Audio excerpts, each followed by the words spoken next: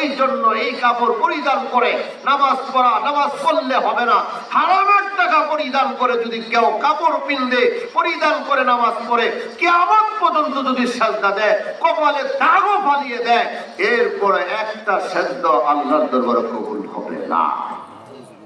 যেরকম ঠিক কি আমরা তো মনে করি আলহামদুলিল্লাহ বহু টাকা রুজি করতেছি। আমার পাড়ার ভাইয়েরা, আশেপাশে ব্যবসায়ী ভাইয়েরা আছেন, হালাল তরিকায় ব্যবসা করার চেষ্টা করবেন যাতে হারাম এখানে না ঢুকে। ব্যবসা হালাল না হারাম? আরো জোরে বলেন, হালাল না হারাম? হালাল। যদি আপনি হালাল তরিকা করেন হালাল, আর যদি হারাম তরিকায় যান আপনার সমস্ত ব্যবসা হারাম। যেরকম কি সব হারাম, কম হোক অল্প হোক ছোট হোক, হালাল খাওয়ার চেষ্টা করবো। যেরকম কি হালাল খাইলে শরীর ভালো থাকবে, ইবাদত করলে ইবাদত গ্রহণযোগ্য হবে, আল্লাহরে ডাকলে আল্লাহ শুনবে, নামাজ পড়লে নামাজ কবুল হবে, হজ করলে হজ কবুল হবে, কোরআন তেলাওয়াত করলে কোরআন তেলাওয়াত কবুল হবে। এক কথায় হালাল উপার্জন হতে হবে। হালাল যদি না খান, হাজারো ইবাদত করলে ইবাদত কবুল হবে না। তোর উপরটি কিনা হবে না, হবে না, হবে না, হবে না।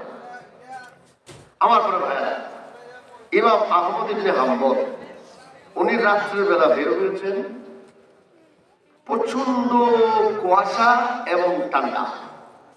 রাত্রের বেলা বের হয়ে অনেক দূর চোখ দিয়ে দেখলেন একটা আগুনের লুকা দেখা যায়। আস্তে আস্তে করে ওনার কাছে গেলেন, গিয়া দেখেন 20 বছর অথবা 22 বছরের একজন যুবক এখানে আগুন ধরাইছে। সুবহানাল্লাহ। লাকড়ির মাথাত আগুন ধরাইয়া হয় আস্তাগফিরুল্লাহ।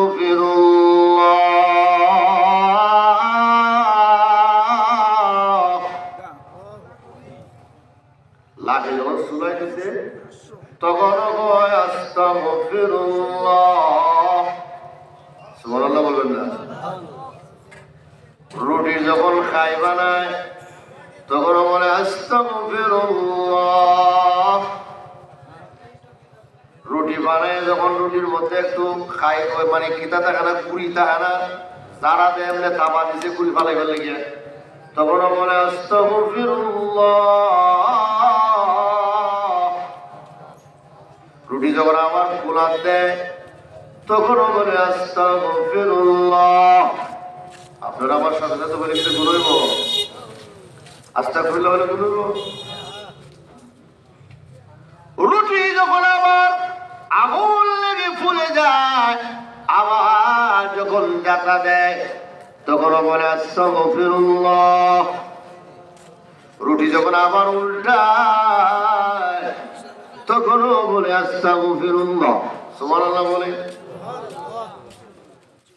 ইমাম আহমদ ইবনে হাম্বল ওই দৃশ্যটা দেখার পর উনি ডাক দেয়া বলে, যুবক, আমি আসার পর থেকে দেখলাম শুধু আস্তাগফিরুল্লাহ আস্তাগফিরুল্লাহ জপতেছ। এত আস্তাগফিরুল্লাহ জপে তোর কি লাভ হলো, কি পাইলে? যুবক ডাক দেয়া বলে, আপনি যে রাস্তায় এসে ওই রাস্তায় যারা আমার ডিস্টার্ব দিয়েন না, কারণ আমি আল্লাহ জিকির করতে আসি। সুবহানাল্লাহ, সুবহানাল্লাহ বলবেন না? ইমাম আহমদ ইবনে হাম্বল বলে, আমি জামানার ইমাম হয় এত বড় আমার আমল নাই। যুবক সব সময় আস্তাগফিরুল্লাহ আস্তাগফিরুল্লাহ জপে। যুবকরা জিজ্ঞাসা করলো, যুবক, তোকে দুইটা কথা জিজ্ঞাসা করবো, উত্তর দিবি কিনা? যুবক ডাক দিয়ে বলে, তাড়াতাড়ি বলেন, আমার সময় নাই, কারণ যত কথা আপনার সাথে বলবো তত আমার মওলার জিকির আমার জবানে বন্ধ থাকবে। সুবহানাল্লাহ। আর আমরা তো দোকানে বইলে, রাস্তাঘাটে বইলে, শাস্ত্র বইলে আরেকজনের বদনাম কইতে কইতে আর শেষ হয় না। যেরকম ঠিক নেই, আসেনি না? নাই। গিবত করতে করতে মুখি দিয়া ফেরা তুল্লা লাইছে, এরপরও গীবত আর বন্ধ হয় না, আসেনি না নাই? আমার বলে ভাইয়ারা, ইমাম আহমদ ইবনে হাম্বল জিজ্ঞাসা করলেন, বাবা ইস্তাগফিরুল্লাহ পড়ে পড়ে তুমি কি পাইলা? যুবক ডাক দিয়া বলে, আমি দুইটা জিনিস পেয়েছি। সুবহানাল্লাহ বলেন। কয়টা? আরো জোরে বলেন, কয়টা? বলে, এক নম্বর হলো আমি রাত্রে যতদিন ঘুমায় যাই, যতদিন রাত্রে ঘুমাই, আমি আমার কলিজার নবীকে স্বপ্নে দেখতে পাই। সুবহানাল্লাহ। বলে আরেকটা কি? বলে আরেকটা হলো মুস্তাজাবুদ দাওয়া, আমি যত দোয়া করি আমার দোয়া কবুল হয়ে যায়। সুবহানাল্লাহ বলেন। তবে আমার একটা দোয়া এখনো কবুল হয় নাই। সব দোয়া কবুল হয়েছে, কিন্তু একটা দোয়া এখনো কবুল হয় নাই। বলে কোন দোয়াটা কবুল হয় নাই? বলে আমি আল্লাহর কাছে দোয়া করছি, আল্লাহ জামানার ভালো একজন আলেমের সাথে আমাকে সাক্ষাৎ করাও, যাতে আমি ইসলাহ করতে পারি, আমার ঈমান আমল ঠিক করতে পারি। জামানার ভালো একজন আলেমের সাথে দেখা করা আর সাক্ষাৎ করাও, মানে ইমাম আহমদ ইবনে হাম্বলের সাথে আমার সাক্ষাৎ করাও। দোয়া করতেছি, আজ পর্যন্ত আমার দোয়া কবুল হয় নাই। আপনারা বলেন তো দেখি, সামনে যিনি আছেন উনি কে? ইমাম আহমদ ইবনে হাম্বল। দোয়া কবুল হয়েছে না হয়েছে না? আরো ধরে বলেন। কিন্তু যুবক জানে না উনি যে ইমাম আহমদ ইবনে হাম্বল। সুবহানাল্লাহ। ইমাম আহমদ ডাক দিয়া বলে, বাবা যদি আমি বলি আমি ইমাম আহমদ ইবনে হাম্বল, আরে তুমি কি বিশ্বাস করবা? তখন যুবক ডাক দিয়ে বলে, না না না না, আমি বললেই বিশ্বাস করবো না। বলে কেন? বলে আমার নবী আমাকে স্বপ্নে বলে দিয়েছেন ইমামের সুরত এইরকম হবে, কয়েকটা কথা আমাকে বলেছেন। এই প্রমাণটা পাওয়া গেলে বোঝা গেল উনি ইমাম আহমদ ইবনে হাম্বল। সুবহানাল্লাহ। বলে কি বলছে? বলে উনি আমাকে বলছেন স্বপ্নে নবী রাসূলে যে ইমাম আহমদ ইবনে হাম্বলের হাত নিয়ে নাকের কাছে নিলে আমার হাতের মধ্যে একটা গ্রান আল্লাহর নবী লাগাই দিয়েছেন। এই গ্রানটা যদি হাতের মধ্যে পাওয়া যায় তাহলে বুঝা গেল উনি ইমাম আহমদ ইবনে হাম্বল। সুবহানাল্লাহ। সুবহানাল্লাহ বলবেন না? বলে আমার হাতটা নিয়ে দেবো, উষ্টের গ্রাম করে না সুষ্টির গ্রাম করে? সুবহানাল্লাহ বলবেন না? আমার হাতটা নেও, নাকের কাছে নিয়ে থেকে আল্লাহু আকবার। নবীজি যে গ্রানটা লাগাই দিয়েছিলেন, যেটা নাকের মধ্যে এখনো আছে, ওই গ্রানটা ইমাম আহমদ ইবনে হাম্বলের হাতের মধ্যে পাওয়া যায়। যুবক বেহুশ হয়ে পড়ে গেছে। হঠাৎ করে আবার হুশ হওয়ার পরে বললেন, আপনি ইমাম আহমদ ইবনে হাম্বল, তবে আমি বিশ্বাস করি আমার দোয়া আল্লাহর দরবারে কবুল হয়েছে, এতে কোনো সন্দেহ নাই। তবে আমি আরেকটা প্রশ্ন করব। বলে কি? বলে নবীজি মওতের সময়, দুনিয়া থেকে বিদায় হয়ে যাওয়ার সময় কোন তিনটা সুন্নাত নবীজি জারি করে গিয়েছেন, এবং রাসূল সাল্লাল্লাহু আলাইহি সাল্লাম দুনিয়া থেকে যাওয়ার সময় কে রাসূলের জন্য বেশি কান্নাকাটি করেছে? এই কথার উত্তর যদি আপনি দিতে পারেন তাহলে আপনি ইমাম আহমদ ইবনে হাম্বল, আর নইলে আপনার মানি না। সুবহানাল্লাহ। ইমাম আহমদ ইবনে হাম্বল বলেন, আল্লাহর নবী যখন দুনিয়া থেকে বিদায় হয়ে যাবেন, মা ফাতেমা কাঁদতে কাঁদতে বেকারার হয়ে গেছেন। নবী যেন ফাতেমার কানে কানে কি বললেন, ফাতেমার কান্না বন্ধ হয়ে গেল। জিজ্ঞাসা করা হলো, তোমার কানে কানে নবী কি বললো? ফাতেমা বললেন, আমার কানে কানে আমার আব্বা বলেছেন, আমার আব্বা দুনিয়া থেকে বিদায় হয়ে যাওয়ার পর 6 মাসের ভিতরে আমার আব্বার সাথে আমার দেখা হয়ে যাবে। সুবহানাল্লাহ। পাইলাম বলে কোন তিনটা সুন্নাত নবীজি জারি করে গিয়েছে?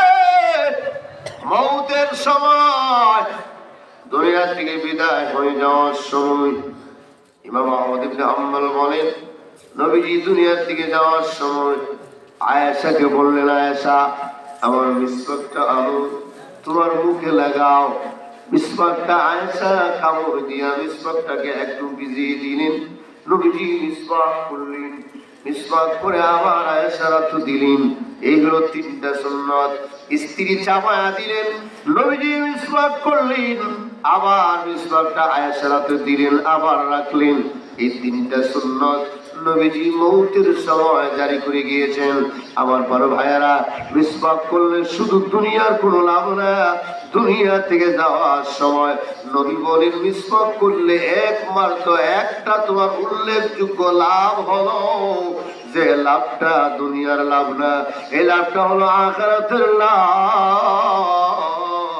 দুনিয়া থেকে বিদায় হয়ে যাওয়ার সময় 100% তোমার জবান দিয়া কালেমা জারি হবে, ঈমানের সাথে তোমার মরণ হবে। সুবহানাল্লাহ। ঈমানের সাথে তোমার মরণ হবে, এতে কোনো সন্দেহ নাই। এখন প্রশ্ন, নবীজি বলেন হাদিস শরীফে যে কোনো স্ত্রী যদি কোনো কিছু খায়, স্বামী যদি খায়, সাবাইয়া স্ত্রীকে দেয়, স্ত্রী স্বামীরে দেয়, তাহলে দুইজনের হার্ট আছে না, শরীরের পার্টস গুলি আল্লাহ মওতের আগ পর্যন্ত সুস্থ রাখবে। আমরা বিয়ে হয়েছে আজকে 60-70 বছর হয়ে গেছে গা, একদিনও পড়লে 1 মিনিটও খাইছে কিনা সন্দেহ আছে। সন্দেহ আছে না? নাই আছে। কুকুর নির্বাচন আমাদের ঘর সংসার চলছে, এরকম আসেনি না নাই? আর যখন আসেনি না নাই আছে। অথচ রাসূল বলছেন একজনের জুতা যদি আরেকজনে খাও, স্ত্রী যে গ্লাসে মুখ লাগায়, যেদিকে মুখ লাগাইছে ওই দিকে মুখ লাগাও। স্ত্রীও যদি স্বামী যেদিকে মুখ লাগাইছে ওই দিকে মুখ লাগায় পানি পান করো, অথবা একই পানিতে খাও, তাহলে হাট পাট যা আছে শরীরের পাঁচ কড়ি আল্লাহ মওতের আগ পর্যন্ত সুস্থ রাখবে, ভালো রাখবে। এটা কার কথা? রাসূলের কথা। যখন কার কথা? রাসূলের কথা। ডাক্তার বললে ডাক্তারটা মানি, কিন্তু নবীটা মানি না। এরকম ঠিক কিনা? ডাক্তার বলছে রাস্তা মাপো, সকালে ঘুম তুলতে হয়, নাহলে ডায়াবেটিস বাড়বে। ফজরের নামাজ না পড়লেও রাস্তা মাপে বেটা ঠিক। এরকম ঠিক কিনা? ফজরের নামাজ না পড়লেও রাস্তা মাপে, সকালে ঘুম থেকে উঠে তো হয়। এরকম ঠিক কিনা? কিন্তু নামাজ পড়ে না, আসেনি না নাই? আরো জোরে করে আসেনি না নাই? নামাজ পড়ে না। আল্লাহর কসম, নামাজ পড়ো, সুস্থ থাকবা। আল্লাহর জিকির করো, সুস্থ থাকবা। হাত লড়াইতে কষ্ট হয়, পা লড়াইতে কষ্ট হয়, মাথা লড়াইতে কষ্ট হয়, শরীরের অঙ্গ প্রত্যঙ্গ লড়াইতে কষ্ট হয়, কিন্তু মুখের ভিতরে জিহ্বা আছে, জবান লড়াই আল্লাহর জিকির করতে এক জাররা পরিমাণও কষ্ট হয় না। এরকম ঠিক কিনা? এক জাররা পরিমাণও কষ্ট হয় না। আপনি জোরে জোরে জিকির করিয়ে না, আস্তে আস্তে বলেন, এমন জিকির করেন যে জিকিরটা আপনি আর আল্লাহ জানে। জোরে করে সুবহানাল্লাহ। আপনি আর কে জানে? আল্লাহ জানে। আমার পরে ভাইরা, আল্লাহর নবী বিশ্বনবী রাহমাতুল লিল আলামিন ইমাম আহমদ ইবনে হাম্বল এই কথা বলার পর এই যুবক বলতেছে, আল্লাহর নবী বলেছেন একজন উলামায়ে কেরামের সাথে মুসাফা করা, একজন উলামায়ে কেরামের সাথে মুআনাকা করা, একজন উলামায়ে কেরামকে সালাম দেওয়া। আমি নবীর সালাম দিতে যে কথা, একজন হক্কানি উলামায়ে কেরামকে সালাম দিলে এক কথা, একজন হক্কানি উলামায়ে কেরামের সাথে মুসাফা করা, আমি নবীর সাথে মুসাফা করা, আমি নবীর সাথে মুআনাকা করা, একজন হক্কানি উলামায়ে কেরামের সাথে মুআনাকা করার সমান। সুবহানাল্লাহ বলবেন না? আর আমরা বসে বসে আলিমদের বিরুদ্ধে সমালোচনা, এরকম ঠিক কিনা? ওই আলিম বালা না, এই ইমাম সাহেব বালা না, এই হুজুর বালা না, এরকম ঠিক কিনা? আছেন এটা নাই? হুজুর বালা না, খেজুর বালা না, গুন্ডা বালা না, কি বালা না, তুমি কি জানো? এরকম ঠিক কিনা? হুজুরদের বিরুদ্ধে অনেক ষড়যন্ত্র, আন্তর্জাতিক ভাবে ইহুদি খ্রিস্টানরা করতেছে। কেন করে জানেন? যে এই উলামায়ে কেরাম মানুষদেরকে ভালোর পথে আনে, খারাপের পথ থেকে ফিরায়া, গাঞ্জার পথ থেকে ফিরায়া। ইহুদি খ্রিস্টানরা বুঝে যে গাঞ্জার পথ থেকে, ইহুদি খ্রিস্টানরা বুঝে ইয়াবার পথ থেকে, প্যান্টিসিলের পক্ষ থেকে, ওই খারাপ কাম দেখে উলামায়ে কেরাম একটা মানুষকে বিরোধ আনা সম্ভব আর কারো সম্ভব নয়। এই জন্য উলামায়ে কেরামের বিরুদ্ধে ষড়যন্ত্র, উলামায়ে কেরামকে কিভাবে ধ্বংস করা যায়, কিভাবে তাদেরকে তাদের চরিত্রের মধ্যে কালো কালিমা লিপন করা যায়, এই চেষ্টা মেহনত ইহুদি খ্রিস্টানরা 24 ঘন্টা করতেছে। জোরে ঠিক কিনা? আরো জোরে যখন করতেছে কিনা? করতেছে না? করতেছে। আপনারা দেখেন না, অনেক আলিম ওলামার বিরুদ্ধে অনেক ষড়যন্ত্র, অনেক মামলা টামলা, এই সেই, হুজুর এই করছে সেই করছে, কত জাতির অজুহাত, কত জাতির মিথ্যা অপবাদ দিয়ে ইমাম সাহেবদেরকে, আলেমদেরকে দেশ থেকে বিতাড়িত করা হয়, মহল্লা থেকে বিতাড়িত করা হয়, গ্রাম থেকে বিদায় করা হয়। আসেনি না নাই? আরো জোরে বলা আসেনি না নাই? আমার পরে ভাইরা, আল্লাহর প্রিয় বান্দা যারা, আল্লাহ রাব্বুল আলামিন বলেন রিজিকের ব্যবস্থা আমি আল্লাহ করি। রিজিকের ব্যবস্থা তুমি করো না, আমি আল্লাহ করে দেই। জোরে কোন ঠিক কি? ওয়া মিন দাব্বাতিন ফিল আরদি ইল্লা আলাল্লাহি রিজকুহা।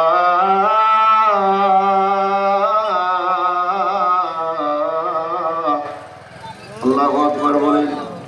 আল্লাহ রাব্বুল আলামিন বলেন আকাশে জমিনে যত জানদার আছে, যত দাব্বা আছে, আমি আল্লাহ তাদের রিজিকের ব্যবস্থা করে থাকি। আমি আল্লাহ রিজিক দেই। রিজিকের জন্য টেনশন করবেন না, কারণ আপনি যে সময় মার পেটের ভিতরে আছেন, আপনি ওই সময় রুজি করেন নাই, রিস্কাও চালেন নাই, ক্ষেত কামারা করেন নাই, কৃষিও করেন নাই, কিছুই করেন নাই। আল্লাহ আপনাকে খাওয়াইছে। যেরকম ঠিকই না? এখনো দুনিয়াতে আসার পরে আপনি কিছু করেন না, আল্লাহ করায়, আল্লাহ খাওয়ায়। দুনিয়ার থেকে বিদায় হয়ে যাওয়ার পর আপনি যখন জান্নাতে যাবেন, জান্নাতে যাওয়ার পর ওইখানে রিস্কা চালাবেন না, এখানে অটো চালাবেন না, এখানে সিএনজি চালাবেন না, এখানে রুজি করবেন না। খাওয়াবে কে? আরো জোরে বলেন, কে খাওয়াবে? আল্লাহ খাওয়াবে। আল্লাহ খাওয়ার ব্যবস্থা করে দিবে। এই জন্য রিজিকের জন্য হারাম পথে যাওয়া যাবে না, হারাম পথে যাওয়া যাবে না, হারাম খাওয়া যাবে না। হালাল খাওয়া লাগবে, হালাল পথে চলা লাগবে, হালাল পরিধান করা লাগবে। আমার করে ভাইয়ারা, বাহলুল পাগলের নাম শুনছেন? যখন শুনছেন না, বাদশাহ হারুন রশিদ, বাদশাহ মনসুর, খলিফা মনসুর রাস্তায় বের হয়েছে নিজের ওয়াইফকে নিয়ে, রানীর নিয়ে বের হয়েছে। বের হওয়ার পর খুব দামি কথা কিন্তু শুনলেন, খেয়াল করে।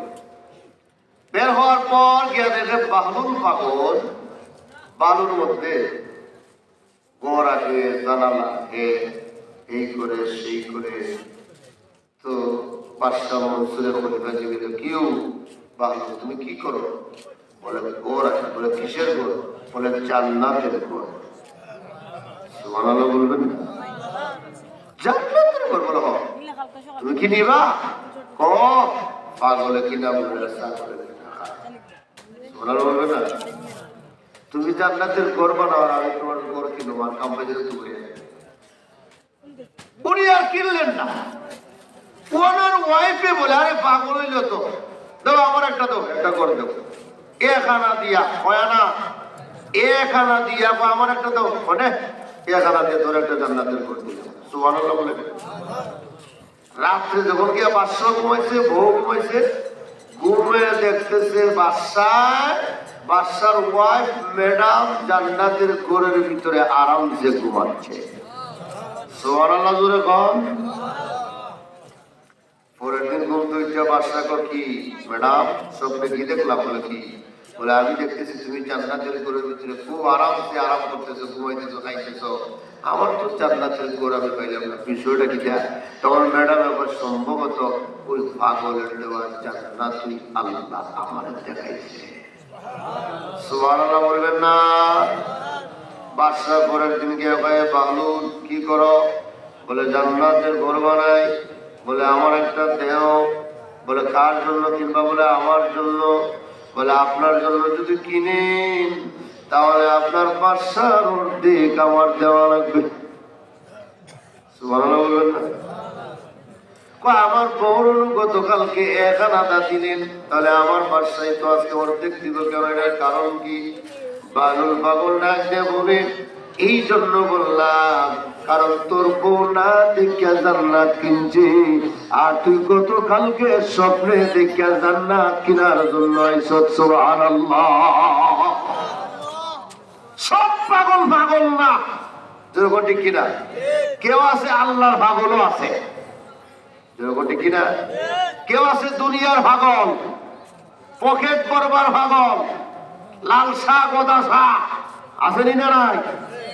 কত সাজে আমাদের দেশে আছে, যেরকম ঠিক কিনা? এই শাহ বলতে আমাদের দেশে ভণ্ডামি করে দেশে একবারে নাফাক করে ফেলাইছে, যেরকম ঠিক কিনা? আজকে ভণ্ডদের কারণে হক্কানি ওলামায়ে কেরাম আছে, হক্কানি পীর মাশায়েখের কোনো সম্মান নাই, যেরকম ঠিক কিনা? এই ভণ্ডদের কারণে, ভণ্ডামির কারণে। আর আমরা ভণ্ডদের পিছনে দৌড়াই বেশি। হক যারা আছে, নামাজের কথা যারা বলে, কোরআনের কথা যারা বলে, হক কথা যারা বলে, মানুষেরকে জান্নাতের পথে যারা নিয়ে যায়, তাদের পথে আমরা যাই না। যারা ঢোল ডেকসি বাজায়, হারমোনিয়াম বাজায়, লাল শাড়ি পরিধান করে, জোড়া লাগায়, তাদের পিছনে আমরা দৌড়াই। এক পার্টি আছে না নাই? নাউজুবিল্লাহ বলেন। বাহলুল বলে আজকে এসব জান্নাত কিনতে হবে না, তুই গতকালকে স্বপ্নে দেখে এসব জান্নাত কিনবার লাগে। এখন লোভ বাড়ছে, সব বাদশাই তো অর্ধেক না দেওয়া পর্যন্ত জান্নাত দেওয়া হবে না। সুবহানাল্লাহ। বাদশাহ আর জান্নাত কিনতেও পারছে না, আর বাহলুল। তবে বাদশাহ সাপ লিডার বলে কি? বলে আপনার দাওয়াত আমার রাজমহলে দাওয়াত একদিন খাওয়াই লাগবো, না গেলে আমি শান্তি পেতাম না। তখন বাহলুল কইতে ঠিক আছে, একদিন যাই মনে, একদিন যাই মনে যা। একদিন কইতে কইতে দেখা যায় 1 বছর গেছে, খবর নাই। সুবহানাল্লাহ। কয় বছর? 1 বছর যাওয়ার পরে হুজুর যাইবেন যাইবেন করতে 1 বছর গেছে, যাবেন না? যা আজকে যাবো। সুবহানাল্লাহ। গেছে গিয়া দেখা যায় রাজ সিংহাসন, হায় খানির অভাব নাই, আইটেম করছে আরো অনেক মানুষ 6 তলার উপরে ফ্যান্ডেল হ্যান্ডেল বান্ধা। এখন এই সময় তো আর সিঁড়ি বিড়ি দিয়া লিফট আসেন না, যেরকম কিনা লিফট আসি, লিফট নাই। এখন একটা লিফট দেওয়া চোখের বলে উঠতে দেখা, এই সময় তো আর লিফট নাই। তখন বাহলুল কি খবর, কোথায় যাও লোক খাইবার লেগিয়া? বলে 6 তলার উপরে। ও ট্যাক্সি তোর এই সামান্য নাফা খাইবার লেগিয়া আমি 6 তলার উপরে গিয়া খাইতাম, আর হাম পাইছি না তুমি আমি যাই। সুবহানাল্লাহ। বেড়া তোর 6 তলা উপরে গিয়ে আমি খাইতাম, আমি আসমানও গিয়া খাই না, আল্লাহ আসমান থেকে আমার জন্য হানি ভাড়ায়। সুবহানাল্লাহ। কথা দামি কিনা দামি না? বুঝতে হবে, কথা মরে যেতে হবে। হুজুর দাঁড়ান, আপনার ব্যবস্থা করতেছে, ব্যবস্থা করছে কাঠ তক্তা উক্তা দিয়া রসি বান্ধা জল একটা দিয়ে এটার মধ্যে বয়াল এক টানে কাতিম বুদ্ধান আছে, এরা উপরে তুলে দিচ্ছে। সুবহানাল্লাহ। উপরে তোলার বাদে যাওয়ার পরে কয় হুজুর একটা কথা জিজ্ঞেস। বলে কি? বলে আপনি এত উপরে উঠলেন কেমনে, মানে ফিরাগি লাইনে এত উপরে কেমনে উঠলেন? তখন বাহলুল কয় আরে বেটা ব্যাকল, আমি কি উপরে উঠছি না উপরে উঠাইছে আল্লাহ। সুবহানাল্লাহ। তুই যাবেন আমাকে বালুরসর থেকে নদীর পার থেকে আরে সম্মান করে নিচ থেকে উপরে উঠাইছ, আমি উঠি নাই, তুই আমার উঠাইলে। যখন ঠিক নি, তুই আমার উঠাইছ, ঠিক তেমনি ভাবে আমি উঠি নাই রে, আমার আল্লাহ আমাকে উপরে উঠাইছে। সুবহানাল্লাহ। কে উপরে উঠায়? নিচের আমাকে আরো জোরে বলুন কে? وتعز من تشاء وتذل من تشاء بيدك الخير إنك على كل شيء قدير.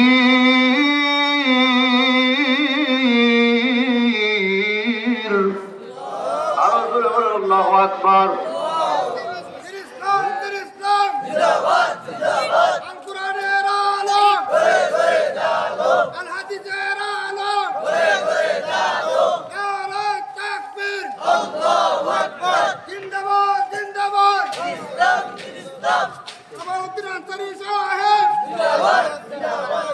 আমার পরের ভাইয়া ওই পাহাড়ুর রাজ্যের বেকর আমি উঠি নাই, আমার আল্লাহ আমাকে উপরে উঠাইছে।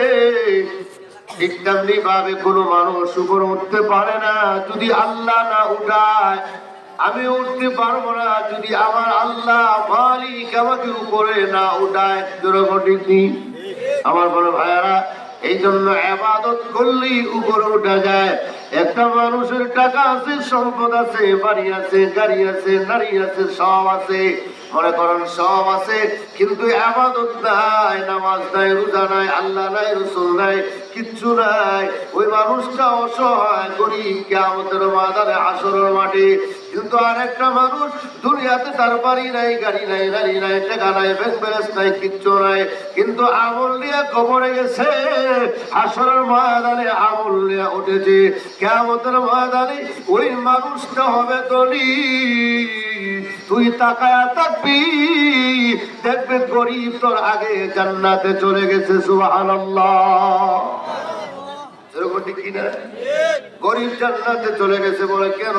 বলে তার ঈমান আমল ঠিক ছিল, নামাজ ঠিক ছিল, আল্লাহর ইবাদত ঠিক ছিল, আল্লাহর জিকির ঠিক ছিল, কোরআন তেলাওয়াত ঠিক ছিল, মাদ্রাসার সাথে সম্পর্ক ছিল, উলামায়ে কেরামের সাথে সম্পর্ক ছিল, হক্কানি পীর মাশায়েখদের সাথে সম্পর্ক ছিল। এই জন্য সে ভালো মানুষ ছিল, ভালো মানুষের সাথে থাকতো। আমি আল্লাহ ভালোর সার্টিফিকেট দিয়া আমি আল্লাহ তাদেরকেও জান্নাতি দিয়ে দিলাম। সুবহানাল্লাহ। আমার বড় ভাইয়েরা, কিয়ামতের ময়দানে, হাসরের ময়দানে আল্লাহ তাআলা চারজন মানুষকে বিনা হিসাবে জান্নাত দিবেন। সুবহানাল্লাহ। কয়জন? মিনান নবিয়্যিন। আল্লাহু আকবার। এক নম্বর হলো নবীগণ, পয়গম্বরগণ। সুবহানাল্লাহ বলেন। ওয়াস-সিদ্দীকিন। সাহাবায়ে কেরামের জামাতও তারা জান্নাতি। সুবহানাল্লাহ বলেন। কিন্তু আমাদের সমাজে কিছু মানুষ আছে, সাহাবায়ে কেরামের দোষ খুঁজে আসেনি না নাই? যেরকম আসেনি না নাই? আছে। ওয়াস-শুহাদা,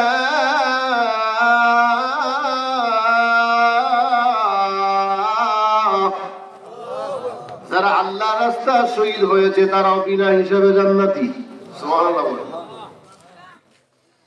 ওয়াস-সালিহিন, যারা নেক আমল করে তারাও জান্নাতি বিনা হিসাবে। সুবহানাল্লাহ। আমরা যে ওয়াজ হইছি এটা নেক আমল কিনা? যেরকম না, আমরা যে ওয়াজে আসলাম এটাও নেক আমল, আমরা যে নামাজ পড়ি এটাও নেক আমল, আমরা যে রোজা রাখি এটাও নেক আমল, আমরা যে মানুষের সাথে হাসি মুখে কথা বলি এটাও নেক আমল, আমরা যে মানুষের সাথে ভালো আচরণ করি এটাও নেক আমল। যেরকম ঠিক কিনা? হালাল তরিকা ব্যবসা করা এটাও নেক আমল। যেরকম ঠিক নি? আমার বড় ভাইয়েরা, এই জন্য যারা আমলে সালেহ করবে তারাও ওই চার দলের এক দলের সাথে আল্লাহ ঢুকায়া তাদেরকে জান্নাতের মেহমান বানাবে। আল্লাহ তাআলার জান্নাত তৈরি এমনি করেন নাই। জান্নাত শুধু মুমিন, ইমানদার এবং যাদের ভিতরে ঈমান আছে, তাদের ভিতরে ঈমান আছে, তাদের জন্য আল্লাহ জান্নাত নির্ধারিত করে রাখছে। সুবহানাল্লাহ। আরো জোরে বলেন। আপনারা উড়াউড়ি বোঝা যায় ওয়াজ শেষ হয়ে গেছে। ওয়াজ শেষ? ইনশাআল্লাহ শেষ করে দেব। একবারে অল্প সময়ের ভিতরে শেষ ইনশাআল্লাহ। কারণ অনেক লম্বা আলোচনা হচ্ছে, অনেকগুলো আমাকেরাম বয়ান করছেন, আমিও আপনাদের সামনে অনেক দূর থেকে আসছি, রাস্তা যে ভাঙ্গা, আবার যাইতে হবে অনেক জায়গায়। আল্লাহ তাআলা যাতে সহি সালামতে নিরাপদে গন্তব্যস্থান পর্যন্ত পৌঁছিয়ে দেন, আপনাদের কাছে দোয়া চাই কাজ করে। এবং এই এলাকার প্রত্যেক মানুষকে আল্লাহ যাতে সুস্থ রাখেন, ভালো রাখেন, মুর্দা যারা আছেন তাদের কবরের আযাব আল্লাহ তাআলা যাতে মাফ করেন, এবং যারা বেমারি আছে শিফা দান করেন। সকলের জন্য ইনশাআল্লাহ দোয়া হবে। মাদ্রাসা কর্তৃক আয়োজিত আজকে মাহফিল, মাদ্রাসার দিকে আপনারা নজর রাখবেন, খেয়াল রাখবেন।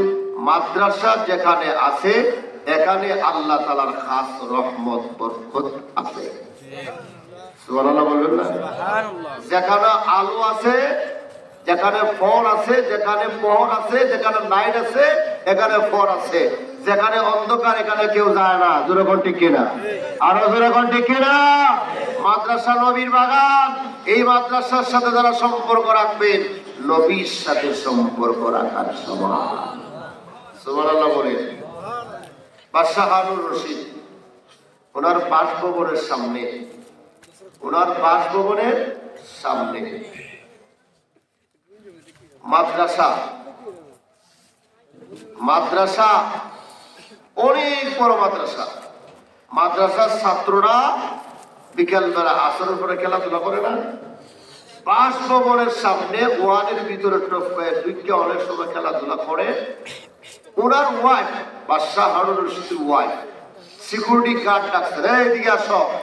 মাদ্রাসার ছাত্ররা আমাদের এই ওয়ালের ভিতরে এবং আমাদের বাসভবনের সামনে কোনো সিকিউরিটি নাই, কোনো সেট নাই, কোনো এই নাই সেই নাই, এগুলা কেন?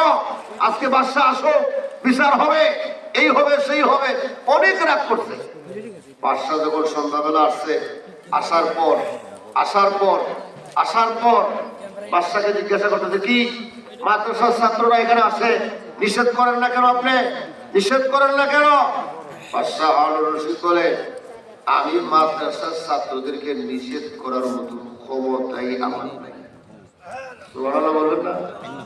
কোনো ক্ষমতাই আমার নাই। তোমার কোনো ক্ষমতাই নাই? না, আমার কোনো ক্ষমতাই নাই। কারণ মাদ্রাসার শিক্ষক এবং ছাত্রদেরকে নিষেধ করা আমার কোনো ক্ষমতাই নাই।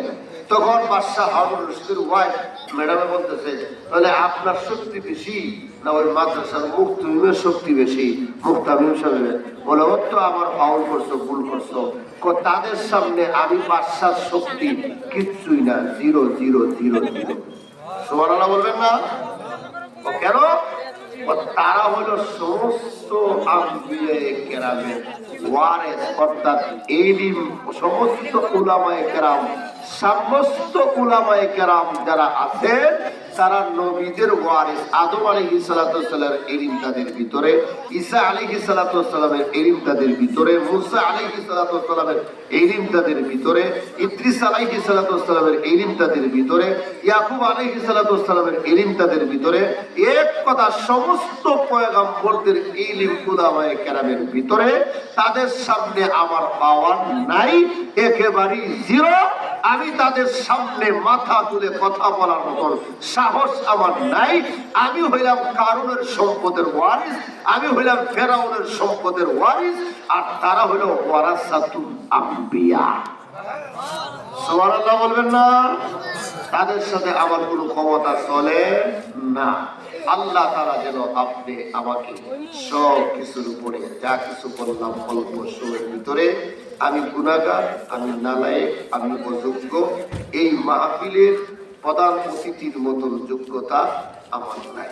এরপরও আপনারা মহব্বত করে দাওয়াত করেছেন।